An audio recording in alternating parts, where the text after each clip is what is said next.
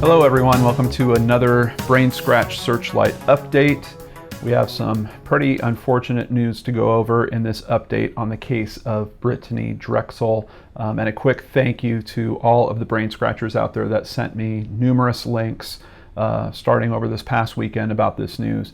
If you recall, just a month, maybe about 8 weeks ago, there were some comments that came out about the Britanee Drexel case, and I was wondering where the comments were based from, what was founding the comments. Essentially, it seemed like the FBI was talking to Britanee's family and saying, I think we know what happened, but we didn't get much more detail than that. Now, fortunately or unfortunately, we do have some more detail about where those comments came from. So let's jump in and take a look. This is from NBCNewYork.com. Agent Jarek Munoz this week gave the first detailed account of what investigators think happened to 17-year-old Britanee Drexel of Rochester after she disappeared in 2009 while on a spring break trip. His account, contained in a federal court transcript obtained by the Post and Courier of Charleston, is based on a statement from a prison inmate who claims he was present when she was killed. In the transcript, Munoz testifies that the inmate Taquan Brown of Walterboro told investigators he went to a stash house in the McClellanville area in the days after Drexel was abducted. As he entered the house with a couple of other men, he saw Timothy Deshawn Taylor, then 16, quote, sexually abusing Britanee Drexel, the agent said. Brown said he saw others also in the room with the girl and Deshawn Taylor, and he kept walking through the house to the backyard to give some money to Deshawn Taylor's father, Sean Taylor. As the two talked, Drexel ran from the house. She was pistol whipped and taken back inside. According to Brown's account, 2 shots rang out and the inmate assumed Sean Taylor shot the girl. Then the girl's body was wrapped up and taken away. Munoz testified that several witnesses have told us Miss Drexel's body was placed in a pit or gator pit to have her body disposed of, eaten by the gators. Investigators have searched several alligator ponds to no avail. The area has as many as 40 such ponds. Investigators have also searched the stash house, the agent testified. So, very troubling update, horrible outcome if this is indeed true. And I do just have to note at this point, yes, this is testimony. This is an agent testifying. So in terms of how strong words can be from someone, these are some very strong words. However, we're not seeing a lot of evidence to back these claims. I am happy to hear that they at least investigated the house. I hope that maybe they might have located some DNA or maybe some personal effects of hers, maybe if there was some jewelry or clothing left behind in some way. I am curious, and I have not seen any information about them finding the car. This location that they're talking about in McClellanville is an hour south of where she was last seen. And I think that even when we did our original episode, and when this case first kicked out into national exposure, most people thought someone must have picked her up in a car. So I'm very, very curious, especially because there was pings that seemed to suggest that she was traveling southbound at a pretty fast rate. I'm very curious to know where that car is. Are they investigating it, and are they potentially finding some information in that car as well? I do have some more info to go over with you real quick. Jumping over to 11alive.com. In an online posting, Drexel's father, Chad Drexel, claimed there is other evidence that the family cannot reveal. We know Timothy Deshawn Taylor was witnessed by others, witnesses not in jail, with my daughter. We are just praying that they do the right thing and step forward with what they know. Additionally, he has been seen and followed to the exact area where my daughter's DNA was found, Chad Drexel wrote. So that's already a little bit more information than I've seen in the other publications on this. Apparently, they do have a trace of her DNA at some location. I'm not exactly sure what location he's referring to there. Somewhat incriminating to know that Timothy drove to that area. If it is indeed from the house, that would certainly help support this whole story that we've heard from this inmate.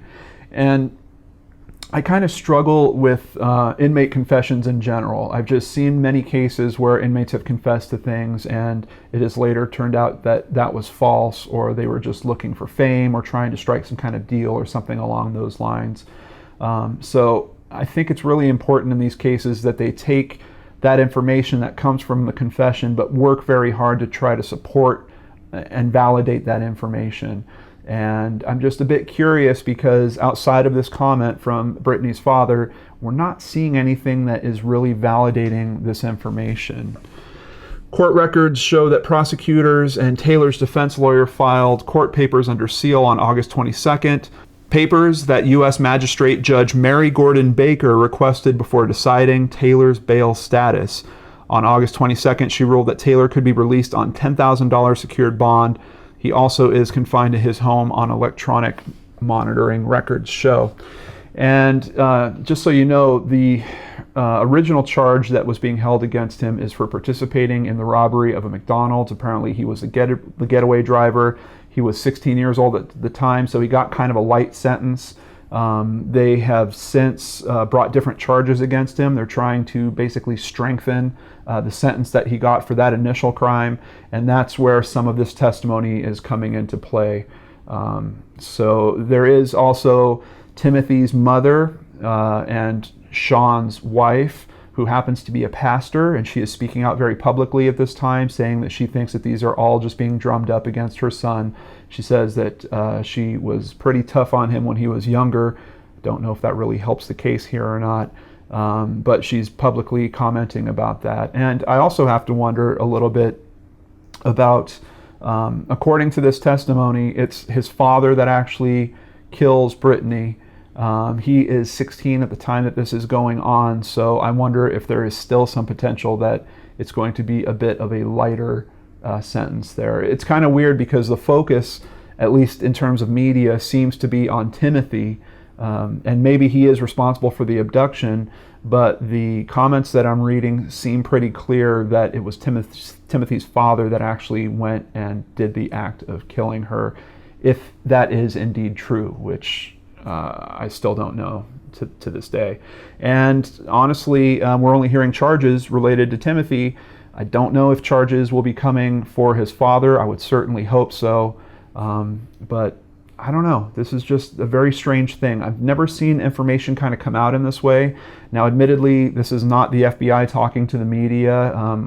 When I originally heard some of these comments, I was wondering if they were trying to shake up the case by leaking some information. I don't think that's the case now that we know that these actually came from court documents.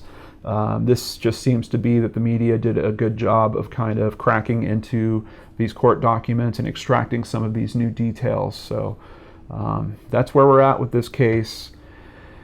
It is an absolute heartbreaker, and my heart just goes out to her family. I can't believe what they're having to go through with all this. To hear that this might have been the truth of what happened to her and her demise is horrible. This is a 17-year-old girl.